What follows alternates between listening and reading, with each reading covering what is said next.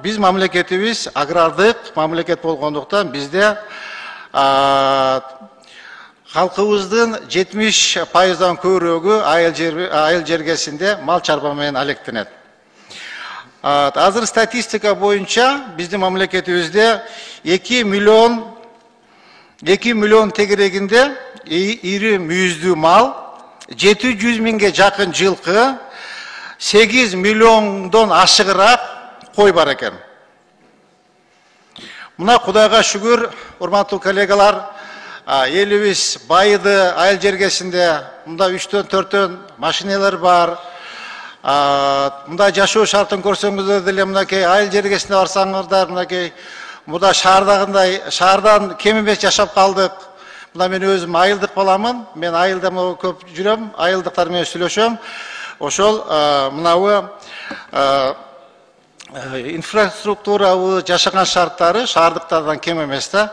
Мен айтайын дегеним, урматтуу коллегалар, ушул жылкыга, малга, ири мүйүздүү малга, андан койго салык киргизсек деген оюмду айткым келет да. Азыр орточо эсеп менен бир жылкынын баасы 70 миңден 100 миң сомго чейин. Bir iri müyüzdü malın bağısı 60 mindən 70-80 min geçeyin. Koydun bağısı olsa 12 mindən 17-18 min geçeyin.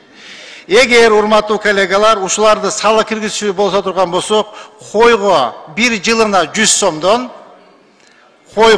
bir koyga yılına 100 somdan iri müyüzdü malga yılına 250 somdan жылкыга деле 250 сомдон киргизчи болсок, бизде урматтуу коллегалар bir жылда ошол айыл өкмөтүбүздүн бюджетине 1,5 миллиард сом каражат түшөт.